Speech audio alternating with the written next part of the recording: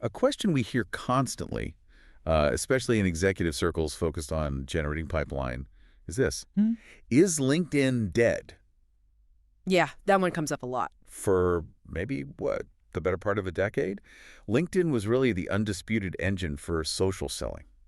Our sources back this up. Yeah. I mean, we all remember when groups were genuinely useful hubs, right? Lots of discussion. Oh, yeah, real engagement. Posts actually got seen organically, and those connections, they actually turned into deals sometimes. It felt like, well, the secret weapon for a while. It really did have that feel. But look at it today. The reality is pretty different. Yeah. It often feels like you're just wading through spam. Groups are packed, mostly noise, and that kind of organic magic seems gone. Vanish, yeah. So today we're taking a deep dive into some sharp analysis from the sales experts to figure out, the truth about social selling.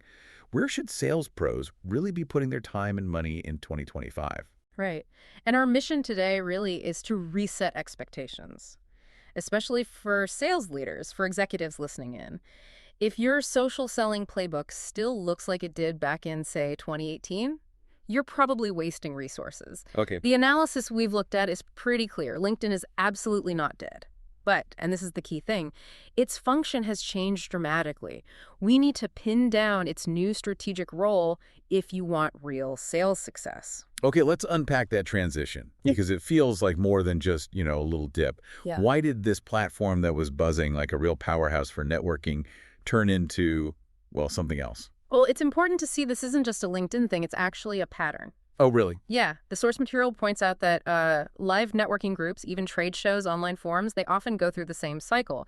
Early adopters get success, then everyone rushes in. The quality drops. Exactly. The signal-to-noise ratio just tanks. Ugh.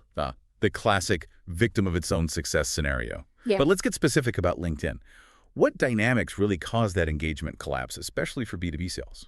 Okay, so the core reasons are pretty structural. First, just a massive imbalance. Way too many sellers now. Right. Not enough active, high-value buyers looking to connect through, passive posts. Okay, that makes sense. Second, and this is maybe the bigger strategic point, most of the activity you see, it's from people low on budget, low on actual influence in their company.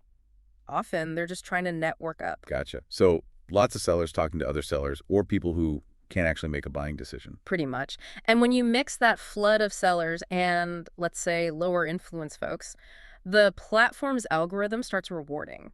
Well, different stuff, like generalized motivational content that goes viral. Yeah. High engagement maybe, but zero commercial intent. So the serious B2B conversations just get drowned out. They get completely lost in the noise. So if the platform's focus has shifted away from that deep networking towards more like algorithm-friendly viral stuff, that means sales teams still chasing broad engagement, likes, shares, posting in groups. They could be sinking tons of time into stuff that just doesn't move the needle. Exactly. I definitely remember scrolling through comment on some big thought leader post, spending like an hour, only to realize the one person I actually needed to connect with hadn't even seen it, let alone engaged. That time's just gone. That time is absolutely gone. And the implication for sales leaders is immediate. Stop chasing the group chatter. Stop focusing on those broad engagement scores. If you let your team stick to that old model, LinkedIn basically becomes procrastination dressed up as prospecting.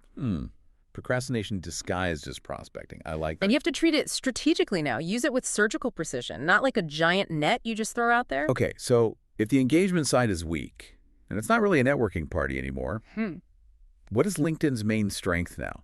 Because the analysis uses this great metaphor. Yeah, what's fascinating is how the value completely shifts. It moves from the feed, the scrolling part, to the directory itself. LinkedIn's biggest asset today isn't hosting discussions, it's the database, the quality, the freshness of that data. Right. It's basically become, as the source puts it, a Rolodex on steroids. It's the best, most up-to-date research tool we have for B2B intelligence, period. That's a really critical distinction. So it's not about getting invited to the party anymore. Nope. It's about having the best guest list and knowing exactly who you need to contact directly. Precisely. And it's still, hands down, the #1 place to look up decision makers, see where they've worked, check their current roles, even figure out the structure inside target companies. And that data is so valuable because people update it themselves, right? It's self-reported, generally professionally verified. No other database gets that kind of real-time refresh driven by the users. Which leads us straight to the first big actionable insight for executives listening. If you start seeing LinkedIn mainly as a research tool, a source of verified high-value data, well, suddenly that cost for premium or maybe Sales Navigator, it stops looking like an optional extra. It becomes a pretty justifiable necessity. Wait, hang on, though. Isn't that a big expense? Especially when people think of social networking as, free. Does that research power really justify the cost maybe for smaller teams who are already juggling subscriptions? That's a fair challenge, but the justification comes down to efficiency. Think about it. If your team spends, say, 10 hours a week prospecting broadly on the free version, chasing maybe lower quality leads, Yeah. that time costs way more than a premium seat. Premium or Sales Nav pays for itself just with the targeted search filters and the lead alerts. Okay. It lets your team slice through probably 99% of the noise and surgically find those key high-influence prospects. Way less time wasted on unqualified leads. So the mindset shifts. We're not using it to post passively and just hope leads come in. We're using it actively, upfront, to fill the funnel with verified quality contacts. Perfect for ABM or just direct outreach. Exactly right. And the really crucial takeaway here for leaders is LinkedIn needs to be plugged directly into your existing sales workflow. Sync it with your CRM. It's a vital data point. It's one tool, a really important one in your whole business development strategy. But critically, it's not the entire toolbox. Right. And we absolutely have to stop treating it like some kind of magic pipeline that just works on its own without serious, organized effort. That focus on efficiency and data really sets the stage for what a smart seller should be doing. Let's get into those actionable strategies the analysis recommends. How do teams leverage this effectively without just scrolling? Okay, let's do it. So insight number 2 is all about speed. If LinkedIn's job is to help us identify the right person, the source says its job is almost immediately done after that. Yeah. Why is moving the conversation offline so critical now? Because the goal isn't a long LinkedIn chat, right? No. The goal for a seller is to get a meeting. That digital connection, it's basically just permission to have a real conversation. The analysis really hammers this. The win is moving quickly. Get the connection, send maybe one targeted, personalized message, reference their role, something their company did recently that you found in your research, and then pivot. Pivot where? Pivot straight to a call, or maybe a personalized video message, or ideally a real meeting. The platform is just the means to an end. And that end has to be actual pipeline activity. So lingering online is bad. Lingering on LinkedIn is where productivity just dies. If someone you connect with isn't willing to move to a more direct channel, phone, email, video call pretty quickly, they're probably not a priority prospect anyway. Okay, that's a clear directive. Move fast, get offline. Yeah. So if we're not aiming for mass engagement or hanging out online, what about content? Should sales teams still bother spending hours crafting those thought leadership posts? The analysis gives a pretty clear caution here.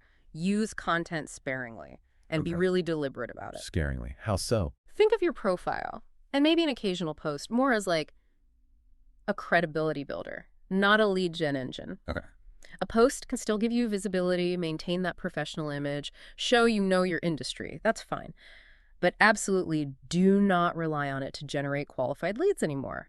Your team's focus really needs to swing back hard towards direct engagement, using the intelligence you gathered on LinkedIn to make those direct touches super personalized. Right. Use the research to inform the outreach, not replace it. Exactly. And this brings us to something sales leaders sometimes get hung up on, maybe even incentivized the wrong way. The social selling index, SSI. Ah, yes, SSI. We definitely need to approach that metric with, let's say, extreme caution and some critical thinking. Why is that? LinkedIn promotes it pretty heavily. They do. And look, LinkedIn certainly rewards consistent activity, posting, engaging, connecting. And yeah, a higher SSI might theoretically boost your visibility in searches or recommendations a bit, but leaders have got to see SSI for what it is. It's just a metric of platform activity, nothing more. Meaning it measures how often you click buttons on LinkedIn. It does not measure commercial intent. It does not measure revenue generated. Ouch. You can have a perfect 100 SSI score, be a model social seller according to LinkedIn, and have a completely empty pipeline. Wow. So executives really need to hammer home that distinction. Digital visibility is not the same as actual booked meetings. If your team is spending too much time chasing SSI points instead of making direct client contact, They're misaligned. completely misaligned with actual business growth. Okay, this whole analysis feels like a really needed course correction. If we kind of strip away The noise, the social media metrics, the digital vanity. Yeah. The analysis points us back to the basics, right? What actually drives growth in 2025? Yes, and this is where the research gets, honestly, quite refreshing, very pragmatic. How so? The fundamentals haven't really changed. Direct selling still works, and it works powerfully if it's informed by good data. So old school isn't dead either. Not at all. The examples the source gives are pretty direct. Strong businesses are still being built by doing things like making hundreds of highly informed, personalized calls every single week. Hundreds. Wow. Speaking at targeted industry events where actual buyers are present, directly pitching businesses that you've pre-qualified and know are a good fit, that stuff works. It's about targeted effort then. Absolutely. If we connect this back to the big picture, the message is really about rebalancing those methods that built strong companies decades ago. Direct, high-effort outreach. They're still the most effective ways to drive top-line revenue. So LinkedIn doesn't replace that? It doesn't replace it at all. It makes it exponentially more efficient. It gives you the perfect data set. So those 100 calls aren't random cold calls anymore. They're highly personalized, informed introductions to the right decision makers you found using the platform. Okay, so let me try and synthesize the final conclusion here. Yeah. LinkedIn, still vital. Absolutely important for research, for checking credibility, making that super precise initial connection. It's the intelligence hub. Exactly. That's the perfect way to put it. It's the intel hub. But, and this is the non-negotiable part for executives, make sure the team never forgets the simple truth. SSI scores don't close deals. People do. Right. We have to use LinkedIn efficiently to feed the activities that actually lead to meetings and closed business, not use it instead of that high-influence direct effort. That sums up the shift perfectly. Sales leaders, stop chasing the digital noise. Yeah. Stop obsessing over passive influence metrics. Instead, use LinkedIn strategically. Use it as the surgical research engine it's become. Use it to feed your direct, high-impact sales efforts rigorously.